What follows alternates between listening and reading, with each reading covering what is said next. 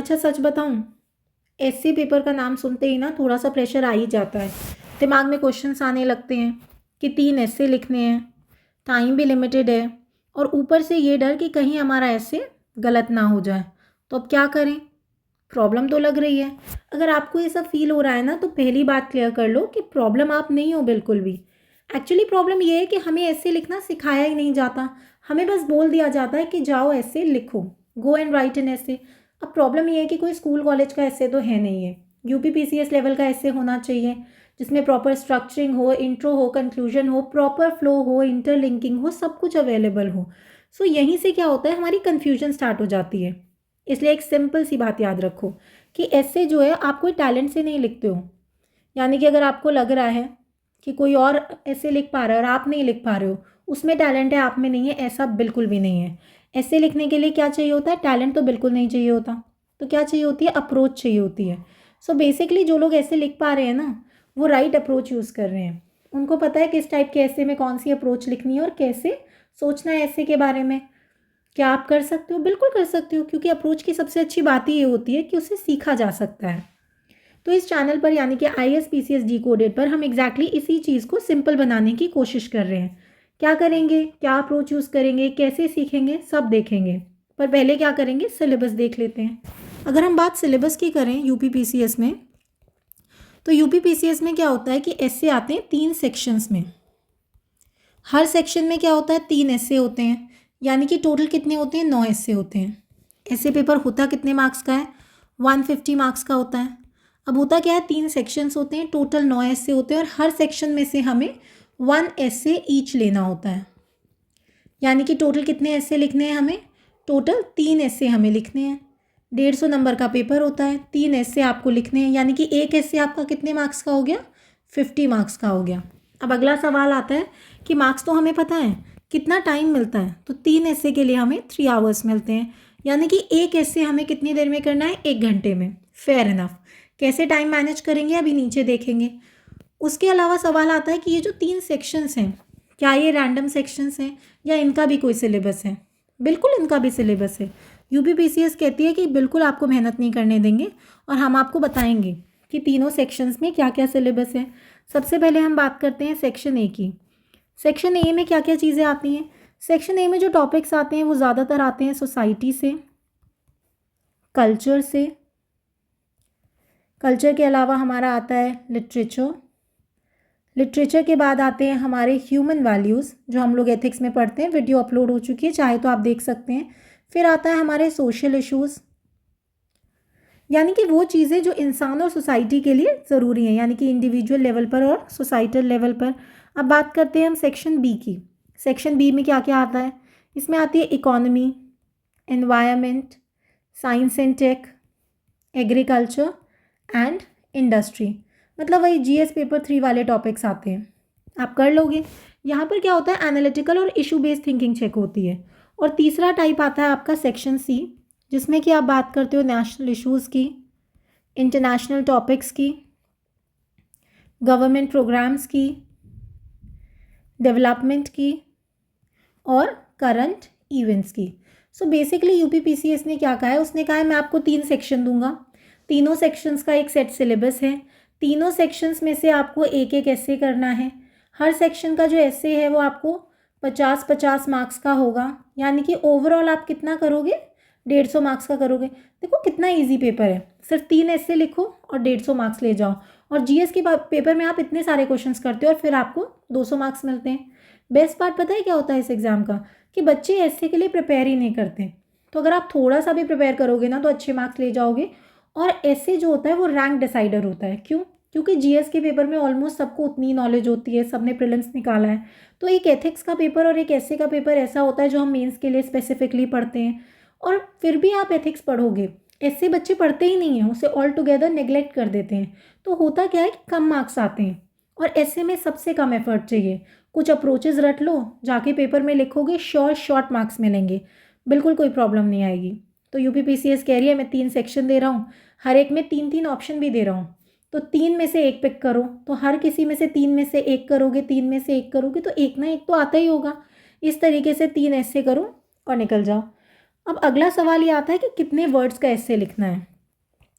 तो जो एक ऐसे है वो होना चाहिए 700 वर्ड्स का। अब 700 वर्ड्स में ना बच्चों को कन्फ्यूजन हो जाती है कि 700 वर्ड्स मतलब कितने पेजेस, मतलब 4 पेजेस। अब सवाल यही आता है कि ये 4 पेजेस भरे कैसे कि स्ट्रक्चर ठीक हो जाए। अब ये देखो ज़रा, यहाँ पर हम 4 पेजेस बना लेते हैं। ये हो गया हमारा पहला पेज, ये हो गया दूसरा पेज, ये हो गया हमारा तीसरा पेज, और ये हो गया हमारा चौथा पेज। देखो एक सेट पैटर्न होता है किसी भी ऐसे को लिखने का। पहले हम लिखेंगे इंट्रोडक्शन, और लास्ट वाले पेज पे लिखेंगे हम कंक्लूजन। अगर आप क्रिएटिव हो तो इंट्रोडक्शन में आप एनेक्डोट और डालो 2-3 लाइन की। एनेक्डोट क्या होता है, कोई स्टोरी वगैरह, फिक्शनल हो सकती है, रियल हो सकती है, थोड़ा सा ना पर्सनल टच ऐड हो जाता है। उसके अलावा सिंपल सा मैथ्स है। देखो यार, आपके पास 4 पेजेस हैं, ठीक है। 4 पेजेस में आप क्या करो, एक एक डायमेंशन लिखो। सो फर्स्ट डायमेंशन यहाँ आ गई, सेकेंड यहाँ आ गई, थर्ड यहाँ आ गई, फोर्थ यहाँ आ गई। तो आपने 4 डायमेंशन लिख ली। हर डायमेंशन के आप 3-3 पैरा लिखो। देखो आपने यहाँ इंट्रोडक्शन लिख दिया, अब इसके बाद 1 2 3 पहली डायमेंशन ख़त्म, 1 2 3 दूसरी डायमेंशन ख़त्म। यहाँ पे भी वही करेंगे, और 1 2 3 और साथ में कंक्लूजन। तो आपने क्या दिया एग्जामिनर को, आपने कहा कि देखो भाई मार्क्स दो। मैंने आपको एक ऐसे में क्या किया है, ऐसे आपने मुझे एक दिया, उस ऐसे में ऑब्वियसली मैंने आपको इंट्रोडक्शन दिया, कंक्लूजन दिया। इंट्रोडक्शन कंक्लूजन सब दे रहे हैं। उसके अलावा मैं आपको क्या प्रोवाइड कर रहा हूँ, मैं आपको 4 डायमेंशंस दे रहा हूँ, जो हम आपको सिखाएंगे हर टाइप के अप्रोच में। कि अगर कोई सोशल टाइप का ऐसे आता है तो कौन सी अप्रोच यूज़ करनी चाहिए, फिलोसफिकल आता है तो कौन सी अप्रोच यूज़ करनी चाहिए, कोई करंट बेस्ड आता है तो कौन सी अप्रोच यूज़ करनी चाहिए। जैसे कि अगर हम बात करें सोशल इश्यूज़ में, जनरली जो हम अप्रोच यूज़ करते हैं वो होती है पेस्टल अप्रोच। आप सबने सुनी होगी, ये जीएस बेस्ड अप्रोच होती है। इसमें क्या करते हैं, हम जीएस के पेपर से उठाते हैं अपने अप्रोचेस, यानी कि political, economic, social, technological, environment and legal. अब मानो कि कोई फिलोसफिकल ऐसे आ जाता है जहाँ पे बच्चों को बहुत दिक्कत होती है कि अरे भाई फिलोसफिकल ऐसे आ गया, कैसे लिखेंगे। इसमें हम यूज़ करेंगे क्रोनोलॉजिकल अप्रोच, वो नहीं जो हम हिस्ट्री की क्रोनोलॉजी यूज़ करते हैं। अभी देखेंगे कैसे होगा अपकमिंग वीडियोज़ में। सो उसमें हम वही प्रोवाइड करेंगे। 4 डायमेंशंस दे दिए हमने आपको। उसके अलावा हर डायमेंशन में हम आपको 3 सब डायमेंशन दे रहे हैं, और हर सब डायमेंशन में आप क्या करोगे, 3 कीवर्ड्स को टच करोगे, ठीक है। मतलब हर 4 डायमेंशन 4 पेजेस, एक पेज में आप 3 पैरा प्रोवाइड कर रहे हो। एक पैरा कितना होगा, 3 लाइन का होगा, यानी कि आप 3 एरियाज़ को टच करोगे। अब एक और चीज़ हम आपको प्रोवाइड कराएंगे, वो क्या होगी, वो ये होगी कि जब आप पहले वाली लाइन से दूसरी वाली लाइन में जाओगे तो कैसे जाना है, वो फ्लो कैसे मेंटेन करना है, वो हम आपको बताएंगे। अब इस लाइन से इस लाइन पे कैसे जाना है वो बताएंगे। अब एक डायमेंशन से दूसरे डायमेंशन पे कैसे जाना है वो भी हम आपको बताएंगे। तो आपको रेडी टू मेड बताएंगे, यानी कि इंटरलिंकिंग की प्रॉब्लम भी नहीं होगी, वो भी ठीक है। तो यानी कि एक ऐसे में आप इंट्रो दोगे, कंक्लूजन दोगे, 4 डायमेंशंस दोगे, 3 सब डायमेंशंस दोगे, और हर सब डायमेंशन में आप 3 कीवर्ड्स दोगे, ठीक है। धीरे धीरे हम एक वीडियो में एक अप्रोच करेंगे, देखेंगे अभी क्या करते हैं। अगला सवाल आता है टाइम मैनेजमेंट का, यानी कि हमें क्या करना है, 700 वर्ड्स लिखने हैं। कितने पेजेस में, 4 पेजेस में हमने अभी देखा। तो टोटल हमें कितने ऐसे लिखने हैं, हमें लिखने हैं 3 ऐसे, जिसके लिए हमें कितना मिला है, 3 आवर्स मिला है। यानी कि मैथ्स एकदम सिंपल है। एक ऐसे के लिए कितना टाइम मिलेगा हमें, 1 आवर मिलेगा। अब उस 1 आवर को हमें यूज़ कैसे करना है, 1 आवर को। तो सबसे पहले हम 15 से 20 मिनट देंगे किस चीज़ के लिए, ब्रेनस्टॉर्म करने के लिए। और हमने अभी देखा ऊपर कि हम ब्रेनस्टॉर्म कैसे करेंगे। हम 3 ऐसे में से कोई एक ऐसे पिक करेंगे, उनमें हम सोचेंगे कि क्या हम कोई 4 डायमेंशन सोच पा रहे हैं। और मैं आपको गारंटी दे रही हूँ आप सोच पाओगे, क्योंकि हम आपको कम से कम 10 अप्रोचेस कराएंगे, उनमें से एक ना एक तो आपकी कोई ना कोई फिट होगी। और फिट नहीं होगी, बहुत नेचुरली फिट होगी। हम आपको PYQs में दिखाएंगे कैसे फिट हो रही है, ठीक है। हर 4 डायमेंशन में आप 3-3 डायमेंशन सोचोगे। अब क्या है कि आपको पता तो है, लेकिन आप पेपर पे लिखोगे ना कि अच्छा ठीक है, ये डायमेंशंस में 4 पिक कर रहा हूँ या कर रही हूँ, इसमें ये 3 डायमेंशंस में लूँगी सब डायमेंशंस, और हर सब डायमेंशन में ये 3 कीवर्ड्स में टच करूँगी। ये मेरा इंट्रोडक्शन होगा, ये मेरा कंक्लूजन होगा। हम क्यों करते हैं ब्रेनस्टॉर्म, ताकि जब हम एक्चुअल ऐसे लिख रहे हो तो कुछ छूटे ना। डायरेक्टली ऐसे नहीं लिख सकते हैं ना। आपको लग रहा होगा कि अरे भाई 1 घंटे में से 15 से 20 मिनट तो हम ब्रेनस्टॉर्म को ही दे रहे हैं, तो टाइम वेस्ट हो रहा है। ऐसा बिल्कुल भी नहीं है, क्योंकि जितना भी सोचने का काम है आप यहीं पर करोगे, उसके बाद सिर्फ आपको लिखना है स्पीड में, तो वो तो आप लिख ही लोगे। अब अगला आता है आपका कि आपको कितने में लिखना है। 30 to 35 मिनट्स आप किस में दोगे, आप दोगे इसको, या 35 नहीं, रुको, सॉरी, 15 to 20 मिनट्स इसमें हो गया। आप 35 to 40 मिनट्स दोगे लिखने में, इन राइटिंग, और बाकी आपके पास बचेंगे 5 मिनट। 5 मिनट्स में आप क्या करोगे, यू गोना रिव्यू योर ऐसे, आप देखोगे कि कुछ गलती तो नहीं रह गई है। अब ब्रेनस्टॉर्म में आप इंटरलिंकिंग भी देखोगे। अगर आप सोच रहे हो कि आप 4 डायमेंशन ले रहे हो, जैसे कि सोशल, इकोनॉमिक, एनवायरनमेंट या एथिक्स, तो सोशल से आप कैसे इकोनॉमी में, इकोनॉमिक डायमेंशन में फ्लो करोगे नेचुरली, इंटरलिंकिंग भी लिखोगे उसी में। और सोशल के सब डायमेंशंस में आप कैसे करोगे, ये इंटरलिंकिंग भी आप लिखोगे। डोंट वरी, सब आपको सिखाया जाएगा। अब हम बात कर चुके हैं कि सिलेबस क्या था, हम बात कर चुके हैं कैसे अप्रोच करेंगे उन 4 पेजेस की, हम ये भी बात कर चुके हैं कि हम कैसे टाइम मैनेजमेंट करेंगे, यानी कि उस 1 घंटे को कैसे यूटिलाइज करेंगे। बाकी के दोनों ऐसे में भी आप वैसे ही करोगे। अब नेक्स्ट हमारी बात आती है, एक और बात क्लियर कर लेते हैं उससे पहले, कि एसए का जो पेपर है वो इंग्लिश का टेस्ट नहीं होता है। They not going to test your English. ऐसा नहीं है कि आप सोचे कि अरे भाई मेरी इंग्लिश वीक है तो शायद मेरा एसए इतना अच्छा ना हो, ऐसा कुछ भी नहीं है। एग्जामिनर आपकी वोकैबुलरी या फैंसी वर्ड्स नहीं देख रहा है, वो सिर्फ ये देखना चाहता है कि क्या अपनी बात को आप क्लियर और ऑर्गेनाइज तरीके से रख पा रहे हो या नहीं रख पा रहे हो, 4 पेजेस भर पा रहे हो कि नहीं भर पा रहे हो। एक और चीज़, ऐसा नहीं है कि कोई ऐसे का टॉपिक आपको आता है और आप इमोशनल हो जाओ और ज़्यादा लिख दो, क्योंकि ज़्यादा लिखने से आपको मार्क्स नहीं मिलेंगे।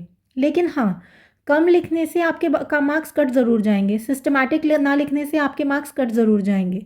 सो बेसिकली 3 घंटे में 3 ऐसे लिखने होते हैं। तो हमने देख लिया कि टाइम मैनेजमेंट क्या है। एक और चीज़ देखो, अप्रोच बहुत इंपॉर्टेंट चीज़ है। हमने देखा कि आपको टैलेंट की ज़रूरत नहीं है, कि आपको किस चीज़ की ज़रूरत है, अप्रोच की। इसको भी थोड़ा सा क्रिस्पली डिस्कस कर लेते हैं। ऐसे लिखने के ना 2 तरीके होते हैं।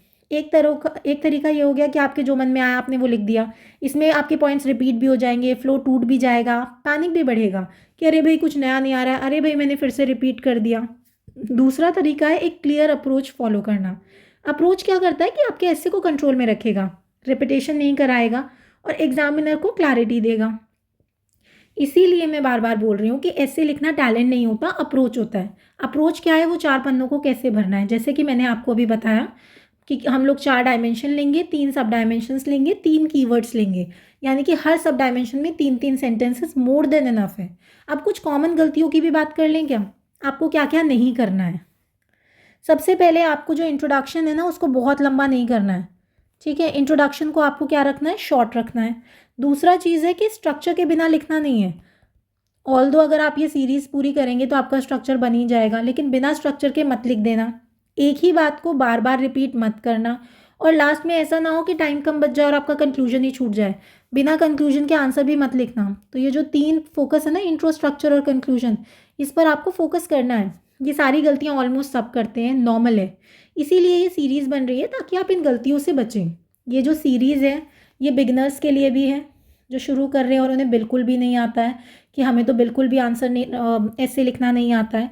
और ये उन स्टूडेंट्स के लिए भी है जो पहले से ऐसे लिख रहे हैं, यानी कि जो वेटरन्स हैं, जो थोड़ा बहुत अपना मार्क्स इंक्रीज़ करना चाह रहे हैं। अगर ऐसे पेपर आपको कंफ्यूजिंग लगता है तो ये सीरीज़ आप ही के लिए है। इस सीरीज़ में हम हर वीडियो में एक अप्रोच समझेंगे, यानी कि इस वीडियो के बाद आपकी डेली एक वीडियो आएगी और एक वीडियो में हम एक अप्रोच को डिस्कस करेंगे। 1 video is equals to 1 approach, और उस अप्रोच के साथ हम लोग एक PYQ देखेंगे उसी अप्रोच से रिलेटेड।